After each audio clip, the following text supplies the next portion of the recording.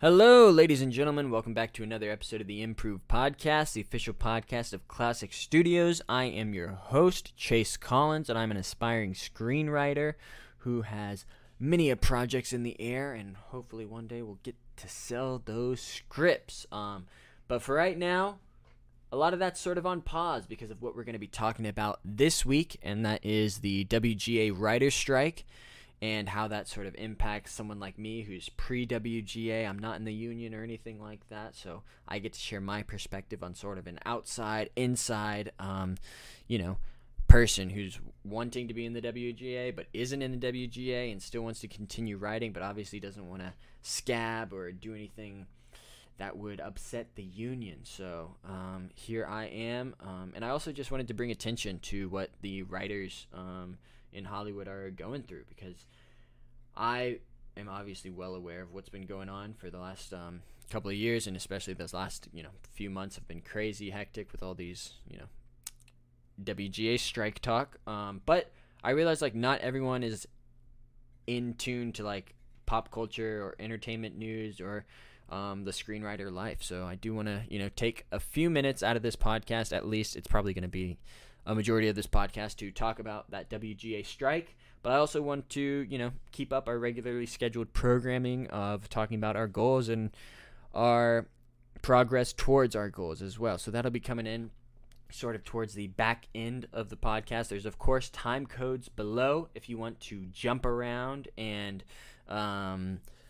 skip to what you find most interesting. If you want to learn about the WGA writer strike, boom, jump to that. If you want to learn about my goals, boom, jump to that. If you want to hear about my thoughts on the WGA strike, boom, jump to that. You can do it all, baby. It's up to you. You're in control of this podcast. As much as I control the edit, you control what you listen to. All right, I guess I'm going to stop rambling, but before I do that, I do want to say Happy Memorial Day to all the service members who have given their lives to protect this country.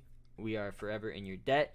Freedom isn't free, and I certainly don't want to take it for granted. So it's the least I can do on this Memorial Day to acknowledge the sacrifice that the service members have made, and some have made, the ultimate sacrifice in order for us to remain a free country. So it's important to recognize that and, at least pause for a few minutes to reflect on this great country and what it takes to really preserve that greatness. With that said, I will talk to you all after the intro music rolls. Don't forget to set your goals this week, and don't forget to write into the podcast if you have any updates that you want to do. I'll talk more about that in the outro. So, all right. Thank you all, and I'll be back in just a few seconds. Improve Podcast. Improve Podcast. Improve Podcast. Improve Podcast. All right, ladies and gentlemen. So we're going to kick off this episode with talking about the WGA writer's strike and what can essentially be boiled down to an updated contract with studios. That's what the WGA, the Writers Guild of America, is fighting for, and they're really just asking for writers to be compensated for the work they're doing, So here's a quick excerpt from today.com. On May 2nd, the Writers Guild of America, WGA, an alliance of two labor unions representing over 11,000 film, television, news, radio, and online writers, went on strike, demanding higher pay and stable pay structure, as well as fairer deals and contracts and provisions about artificial intelligence. And that's all from the list of WGA proposals. I have links to all of the sources that I'm going to be referencing in this podcast, and it is, available for you to do more research and everything like that. But yeah, like I said, the writers, they're looking for livable wages for the work that they do, which generates, billions of dollars every year, tens of billions of dollars every year for these studios. But the writers, can't afford to live. And so I can't speak to all of that in great detail. So like I said, sources below if you want to really find out all of the nitty-gritty details. I can only speak on this from my perspective. I'm not in the WGA. I know I will be eventually once I sell a script or two, or however it works. I don't really know, but I do want to, highlight what's been going on and what I know from my perspective and the parallels between this strike and the 2007 writers' strike.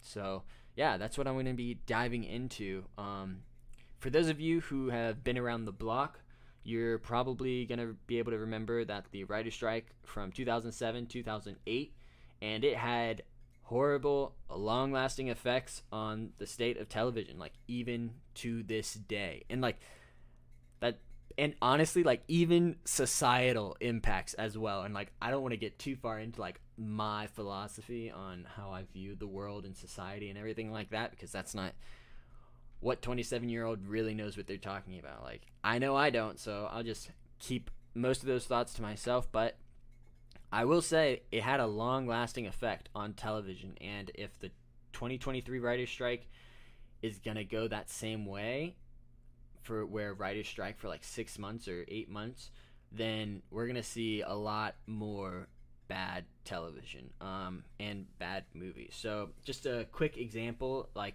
the 2007 writer's strike led to the rise of reality television, like the Kardashians or Hoarders, or more Jerry Springer-esque shows that sort of shined a light on like the negative sides of America, but brought it up to, the silver screen. Something that was once like a prestigious thing to be on now became available to anyone. And not necessarily like that's a bad thing, but I think that's sort of the gap that the internet filled. So we don't need that type of content, I guess, or type of television shows on mainstream television. I don't think. I think it's like it devalues the craft of writers, or devalues the craft of television and cinema by leveraging reality TV in order to fill the air, because they didn't have good quality television that could do that. So it's just, that's been a lasting effect. Like how many reality TV shows are there now? Like My 600 Pound Life, Hoarders, like My Strange Addiction,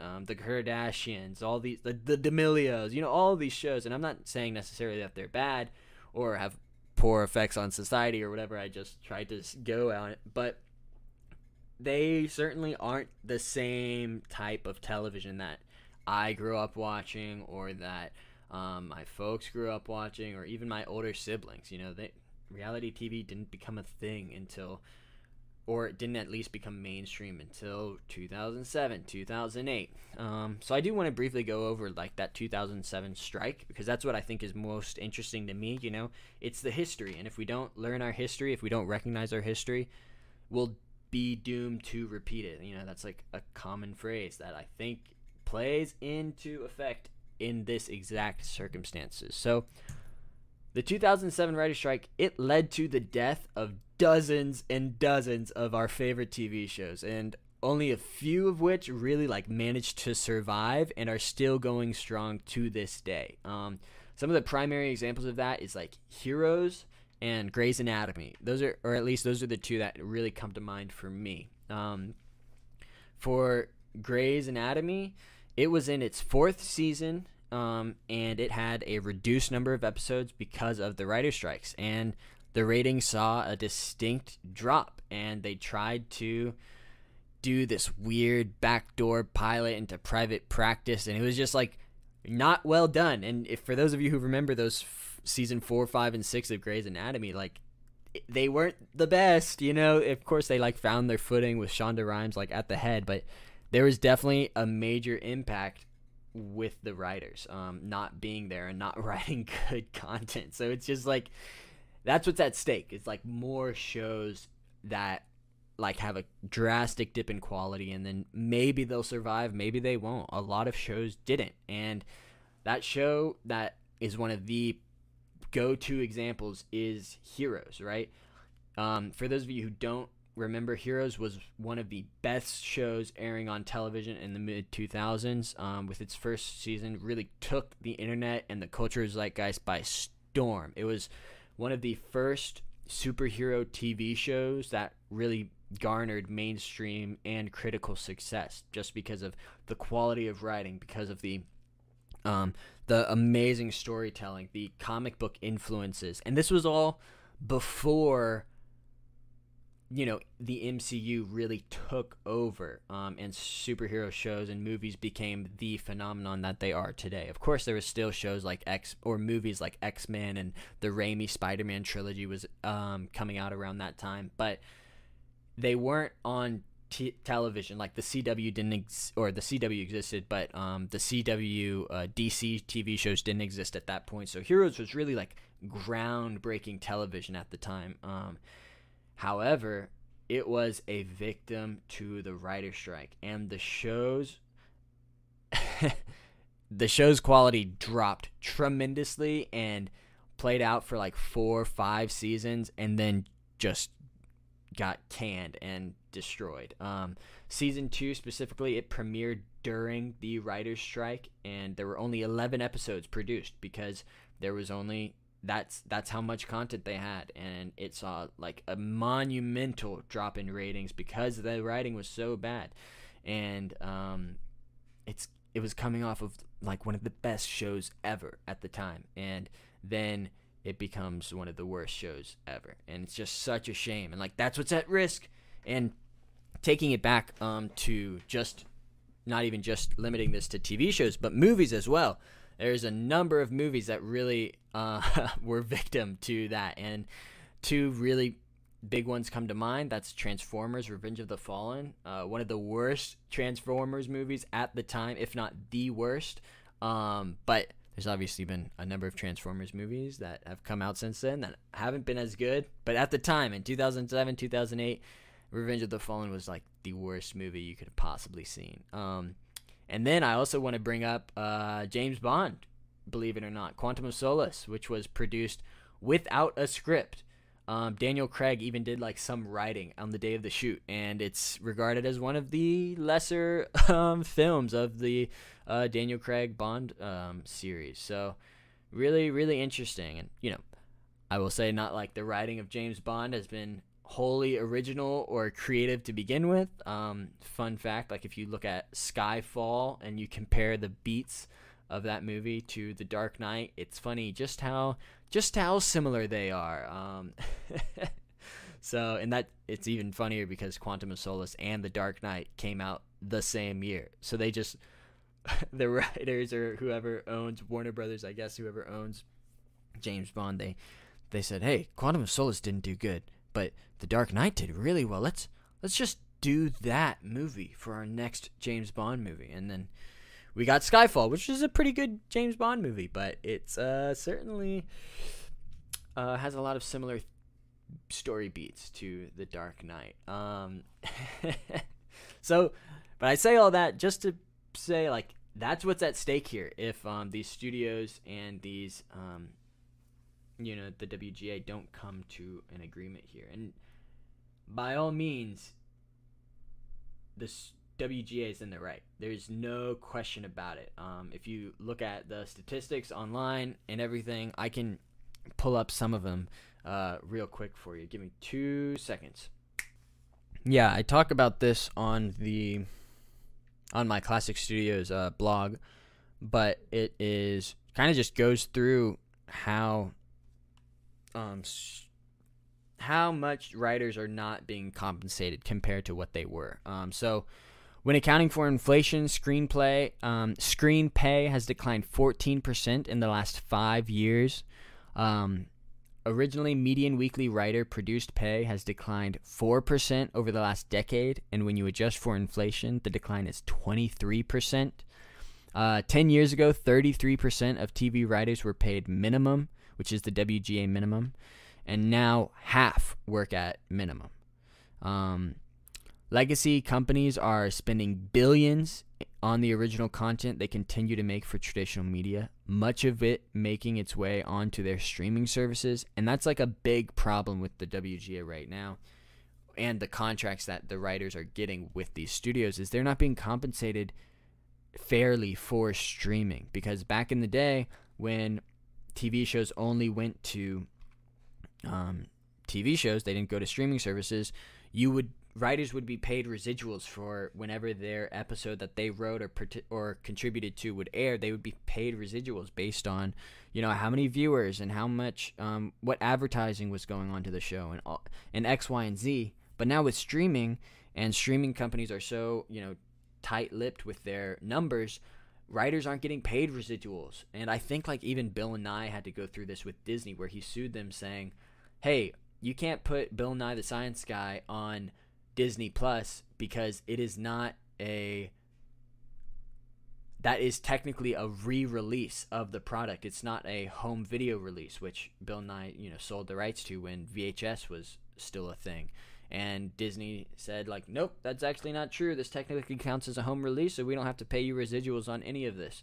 And it totally screwed him over, and for the show that he created and was the face of. So that, and I might be getting the details wrong on that, but it's very similar philosophy of how creators and writers are not getting their fair cut into this new, totally revolutionary medium of consuming media, which is the streaming services. And I'll get into that a little bit later on, but I do want to quickly go into what TV shows are being affected right now. So we talked about Grey's Anatomy and Quantum of Solace and Heroes.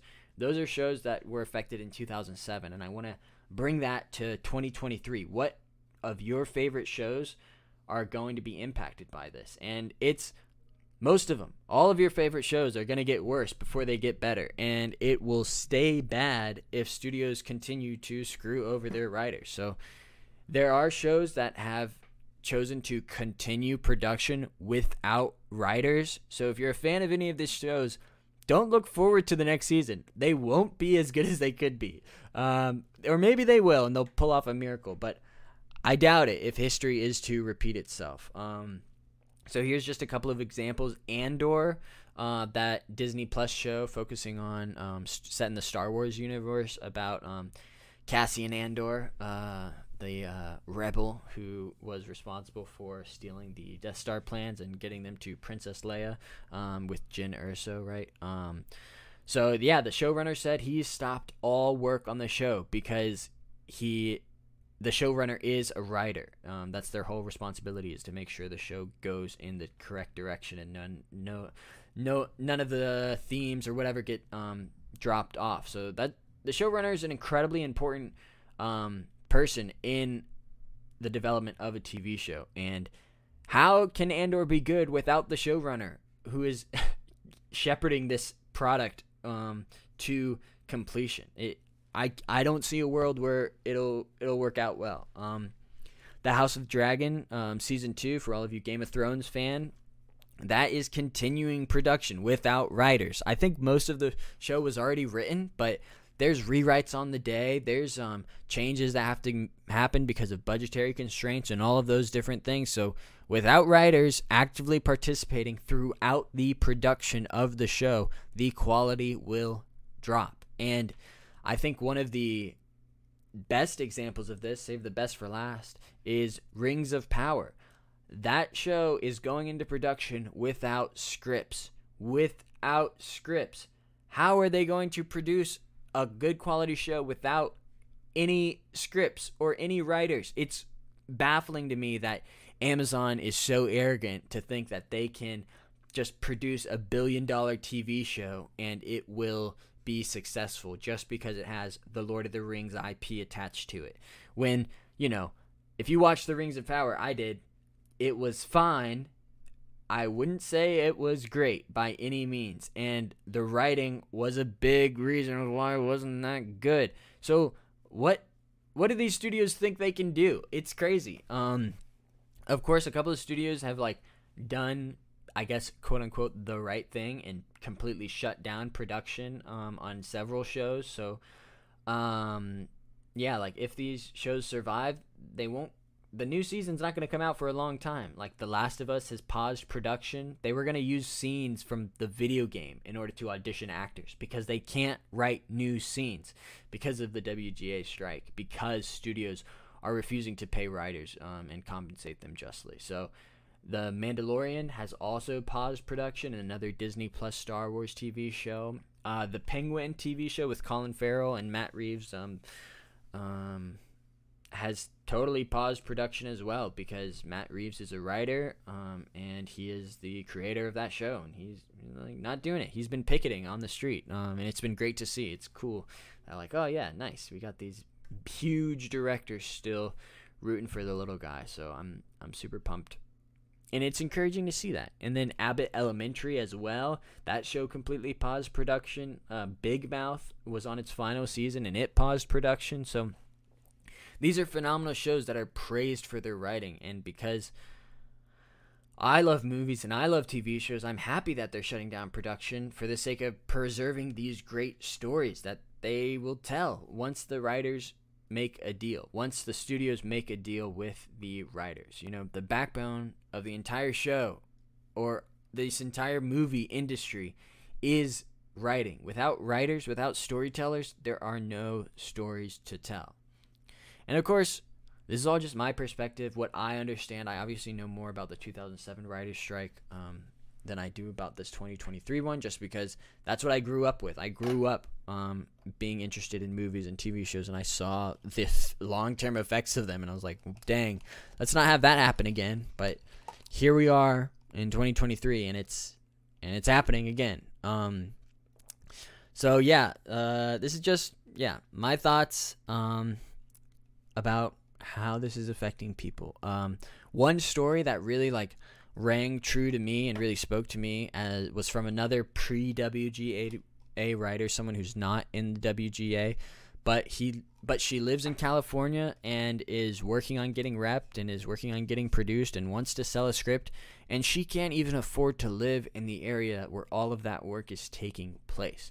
And it's just really sad and disconcerting to see that these studio execs don't, value and have consistently devalued the writer for the last 17, 18 years. If you want to watch that video or look into any of the stuff I'm talking about, like I said, there's sources in the description box of this podcast. So check all of that out and talk about it. Yeah, I'm obviously not hitting every note because I don't know everything about what's going on, but I'm doing my best to show my support and show my solidarity with these writers, because they're working on behalf of me, someone who's that's the whole thing. They're working for a better future, for a better tomorrow. And I saw a lady on Twitter the other day, I wish I knew her name, but this was her first staffed writing job, and it had to shut down production because of the writer's strike. And everyone was saying, oh, I'm so sorry for you that this happened on your first job. And she's like, I really could not care less about this job because I'm fighting for the future of this industry. If writers can't be paid fairly now, it's just going to get worse. And it's just really such a shame. And it's going to get even worse with the advent of artificial intelligence and that being integrated into the writer's process or the studio's process that is totally unethical and makes nobody feel good. That is a big part of the WGA writers' strike as well. They want to say no artificial intelligence like ChatGPT or AGI, artificial general intelligence, can be used when creating content. And I think that is really, really important to have that discussion early and to have that discussion now. Another parallel between this 2023 strike and the 2007 writer's strike is a new technology being introduced into the industry and studio executives choosing not to address it. So in 2007, Netflix was a thing, but not to the level that it was right now. I remember having to watch Heroes on Netflix, streaming on Netflix, but because their servers were so bad, I couldn't even get the video to play. I would just listen to the audio. And the WGA in 2007 tried to have a conversation about streaming with the studios. And the studios said, nah, streaming's not going to be a big deal. Don't worry about it. Don't concern yourself with that. We'll talk about it later. And lo and behold, it's the primary way. Streaming is the primary way anyone under like 65 consumes content these days. It's just outrageous that they were not willing to have that conversation in 2007, and now the industry has completely changed and they still don't want to have that conversation. And now apply that parallel thinking to AI and AGI and ChatGPT and all these freaking like robots that are able to write stories in the style of, different famous writers, and they're not really creating anything new. It's just a plagiarism machine is essentially like what it boils down to. And it's really a shame that like studios are even willing to entertain the idea of that. It's like it's devaluing, it's putting profits over people, and it's completely screwed up. In my opinion, I don't really know everything that's going on, but that's how I understand the situation. Oh, goodness. I could go on and on and on and on about streaming services and their impact on media in general. And it's just been really eye-opening these last few weeks, just how vulnerable consumers are to the whims of studios and streaming services and, when it comes to content that's available for you to view. So, yeah, I'll leave it at that. I don't want to get into streaming services anymore. But, yeah, so I do want to provide some resources on how to support the WGA, and this is being taken directly from their website, which is all linked below. Picketing, donating time, money, calling out studios for being lame. That's like the only thing I can really do, I feel like. The rumor has it is that Netflix has been one of the biggest hangups for the studios not coming to the table, is because they kind of see themselves more as like a tech company than they do a production house, because they developed the streaming service model, and that's how they produced their movies, and they have the biggest subscriber base, and they're able to they have the biggest stick, so they're able to swing that around and get people to bend to their will. But like, shame on you, Netflix, for not understanding the industry that you're participating in, even if you're just a tech company, which you're not. You produce shows. You've been producing shows since like 2009. When did House of Cards come out? I don't know.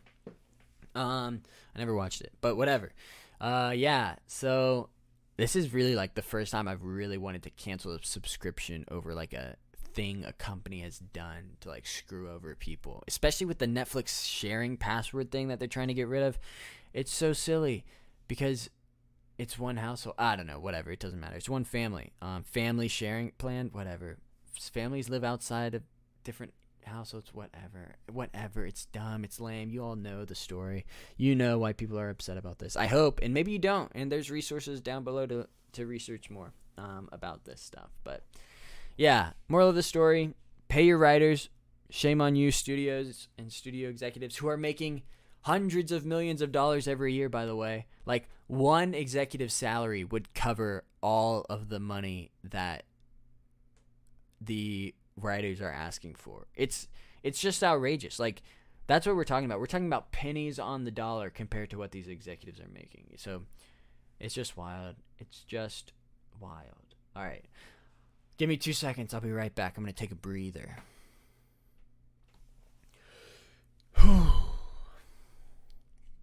All right. Hello, ladies and gentlemen. Thank you for letting me rant there for like 30 minutes. I guess this has been eating away at me, and this is the first time I've gotten a chance to like talk about it to people. So yeah, I do want to give a quick update on my projects. I'm a planner, right? If you guys know this, I've outlined my plans for the whole year, and those plans change, but I still plan and I update my plans whenever there's like a change in the plan. And let me outline what my plan was for a little bit, because the WGA strike has impacted my plans, even though I'm pre-WGA. Isn't that like, it's just that pipeline, I'm a part of that pipeline, man. I'm at the very end of it or beginning of it, but I'm a part of that pipeline. And so when I finished rewriting Touch, my current work in progress, my spec screenplay, whatever you want to call it, I had plans to go to the industry and like start pitching this movie and try to find a representative or a manager who can advocate for me and try to get this movie made. Of course, you know, that's easier said than done and everything like that, and I wanted to get industry feedback at least. But now with the strike, it's like I'm not comfortable doing that. Even though like I was full steam ahead, I had timelines planned out and what I wanted to accomplish by which dates.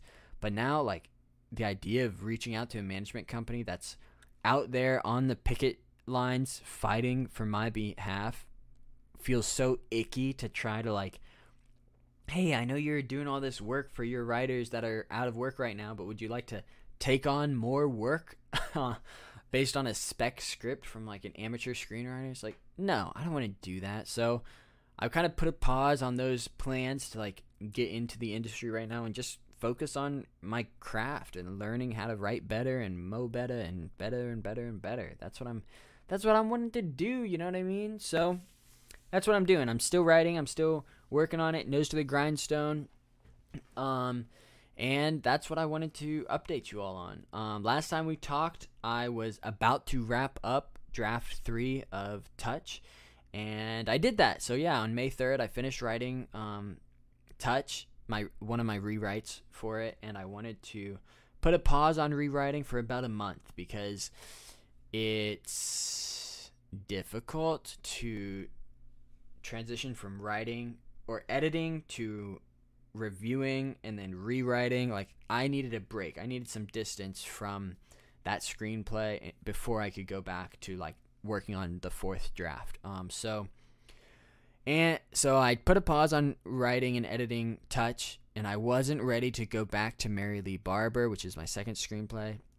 So I decided that I was going to outline a short film that I was very, very excited about and really passionate about. And it's something I could even see myself like producing under Classic Studios. So that's like something that's really exciting to me, I guess. I'm like really, really pumped about that. Yeah, I really want to do that. So that was my plan for this month, was to outline a new script, and I did that. I finished that up this morning, actually, before I started recording this. I wanted to outline my new screenplay. I'm not going to start writing it until I finish Touch, and it's getting feedback from like my friends and family. So I'm still working on that. But yeah, I did end up outlining that screenplay, and I'm so happy with the story. I seriously cannot wait to write it. And now that it's about June, I am going to start rewriting Touch again. I have 2 or 3 more songs that I want to write, so I'm going to focus on that and then figure out how much more work I need to do to get this script into good shape where I can, you know, maybe get repped or whatever, get industry feedback. I don't know. So that's kind of where I'm at right now. I'm excited to start writing Touch again. It's going to be so much fun because I've made so many changes, and the script ballooned up to like 122 pages. So I really want to read it, see if it works, find out what I can cut and what I can do to make it better and better and better and better and better and better. I have a couple of songs that I need to write for it as well, and those are actually coming together. They are making... I am making progress on those songs, so I'm really excited about that. I even broke out my keyboard and put it right on my desk, so I have no excuses. Like, I was originally just trying to write lyrics, and then I was watching a video from John Mayer, and he was talking about like, yeah, you can have lyrics, but without any music, it's not a song, and you can have music, but without any lyrics, it's not a song. So I'm like, dang, maybe I've just been trying to approach songwriting the complete wrong way for these last 2 years. So I'm going to try like doing a little bit more like improvisational music writing and see what comes to mind when I put myself in the heads of these characters and see if I can come up with some gold. You know what I'm saying? I've been digging for a long time. It's time I struck gold, right?